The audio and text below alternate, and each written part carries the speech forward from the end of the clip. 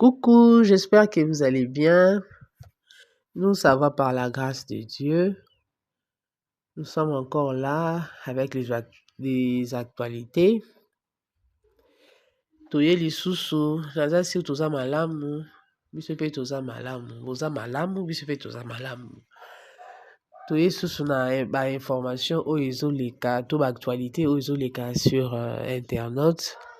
Bien que tokomo leka na pasi, on fait passer le temps.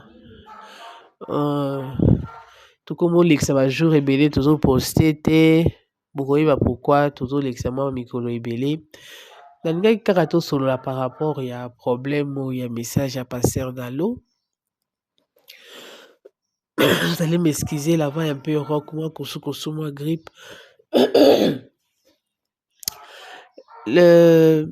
Je ne sais pas, il y a des gens au bazo condamné Pasteur Dalo. Je sais que batumsusu baye na internet c'est juste pour na kozwa ba vue ba komi ko baby ça ba vidéo ba misusu ou soit ba message ya batumsusu bazo kata katango. Maintenant si tu prends seulement bisika wana oya lobeli oyebeli commencement ya vidéo te ezobima lokola mutu wana asali mabe ou soit alobi mabe. Donc ce qui bato bazotina biso vidéo, il faut koluka et bandeli ya vidéo. C'est ce que j'ai compris avec la vidéo il y a Pasteur Dalo. Donc on nous a envoyé seulement partie moko boye, mais on n'a pas commencé au début. Ngana kotie la bino vidéo wana na ebandeli nango. Bolanda dans Philippiens 4, 12 à 13.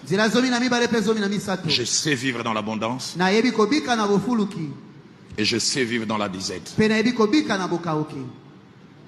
Il dit, j'ai appris à avoir faim.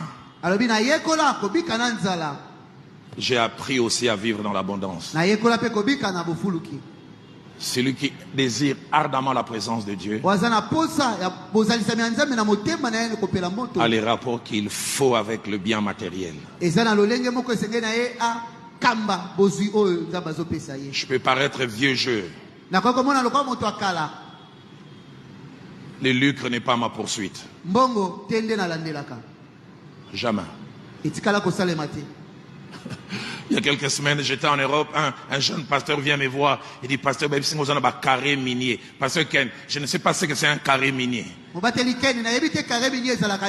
Christian, peut-être qu'il y a un carré minier. Je ne sais pas ce que c'est. Je suis un jour en train de prêcher chez le pasteur Freddy Molenga. Un jeune pasteur entre dans mon bureau, dit Papa Dalo. Fungolanga il porte. Je ne vais pas citer le nom. Ouvre-moi les portes de. J'ai dit si Dieu veut que tu entres, tu entreras. Ah, il me dit ah, vieux Dalo. Vieux Dalo, vous ne voulez manger que vous seul. Mon épouse est là et d'autres peuvent témoigner. Je ne mange pas à cause de cette personne-là. Ça fait 6 ans que je le côtoie. Je lui ai jamais demandé l'argent. Et je ne le demanderai jamais. C'est pas l'évangile que Jacques-André Verneau m'a appris. Jamais. Je suis en Europe, quelqu'un me dit Dalo, on dit que c'est toi qui manges la dîme du coltan et du cobalt. C'est lui à qui vous pensez, j'ai jamais vu sa dîme. Jamais. J'ai jamais vu ça. J'ai appris auprès de Jacques-André Verneau. La dîme, on la dépose dans les paniers de l'église. Je suis jamais allé et je n'irai jamais à la maison chercher cela. Mais en même temps, je dis, quand on a des rapports particuliers avec l'argent, Dieu s'est donné par des bonnes voies. Amen. Et il sait bien le faire. Je donne ce simple témoignage, le pasteur Christian va prier. Une église de Goma m'invite, une église de 28 personnes. En m'invitant, il dit, pasteur, il parle que tu prêches que dans les grandes églises, viens. Et à cause de ma présence, il s'était arrivé à 100, pasteur Benjamin peut se souvenir. Je prêche de mardi à dimanche comme si je prêchais à Bunda 27.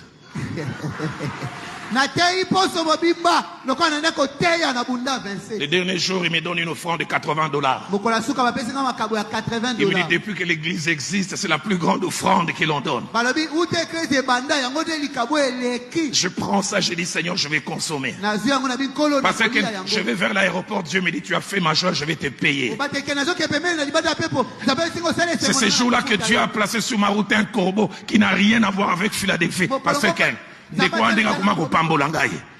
Dieu sait s'occuper de nous. Je suis serviteur de l'Éternel. Shalom. Je viens vers vous ce jour en fonction de tout ce qui s'est dit dans les médias.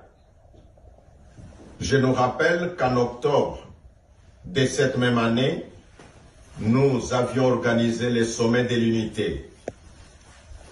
Lors de ce sommet, nous avions pris l'engagement que nos problèmes ne puissent pas être traités dans les médias ou sur les réseaux sociaux.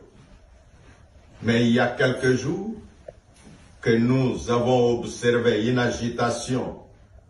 Cela est dû aux propos tenus par l'un de nous, j'ai dit l'un des pasteurs comme moi, en la personne de l'apôtre Roland Dallot. Il a dit, ma femme est témoin, Toliaka Ponambongo Yamutuanate. Il a ajouté, ça fait 6 ans que je le côtoie, je n'ai jamais vu sa dîme. Fin de citation.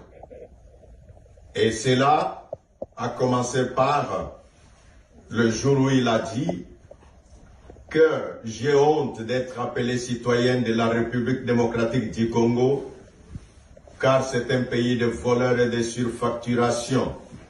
Et ces paroles ont blessé plus d'une conscience.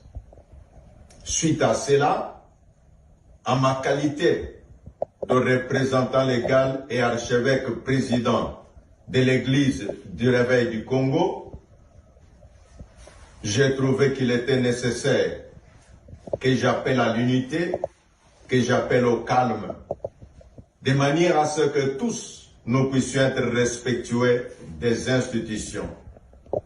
Révérend Dallot, loin de nous de faire la censure de vos messages, mais sauf ce qui a dérangé l'opinion, nous nous sommes sentis dans l'obligation de faire appel au calme et d'adresser un message de paix pour tous.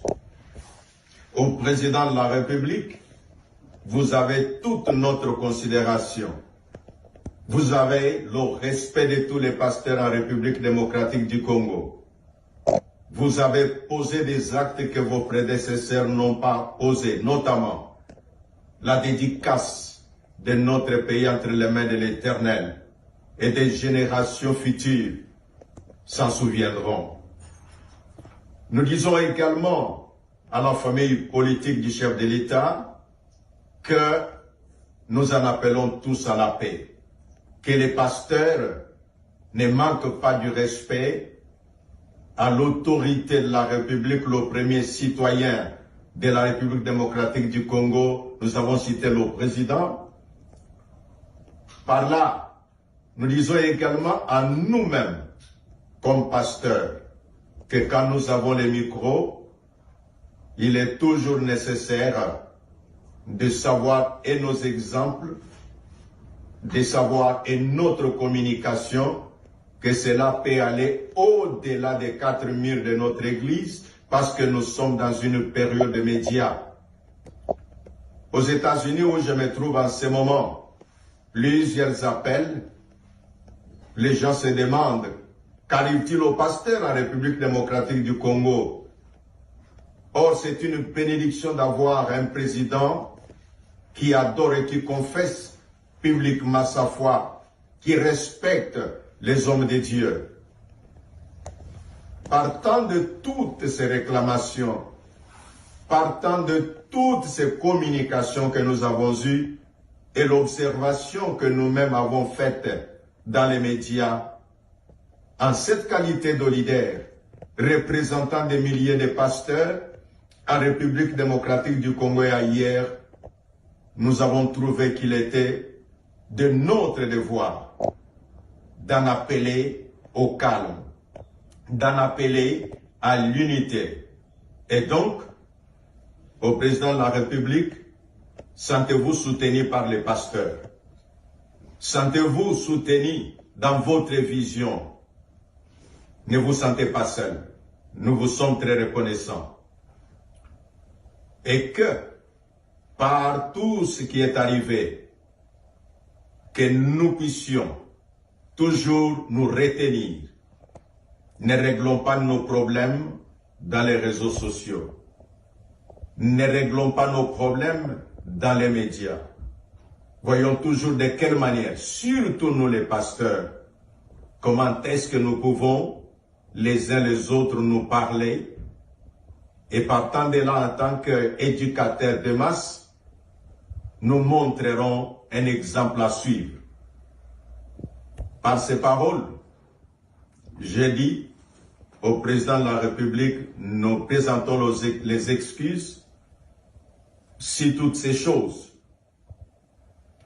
ont porté atteinte à votre conscience que nous respectons beaucoup, à tous les peuples congolais de comprendre que les pasteurs, comme éducateurs de masse, c'est de notre droit de vous donner un exemple à suivre. La République démocratique du Congo est un pays béni. Si quelques-uns des fils de la République se comportent mal, c'est à nous, comme pouvant donner la moralisation de la société, de faire toujours notre travail et de ne pas avoir honte de notre population. Que l'Éternel Dieu nous assiste tous, que la gloire de l'Éternel soit le partage de notre pays et que les institutions de la République soient bénies, que le peuple congolais soit béni, que l'Église en République démocratique du Congo soit bénie et que les serviteurs de Dieu que nous sommes, nous puissions trouver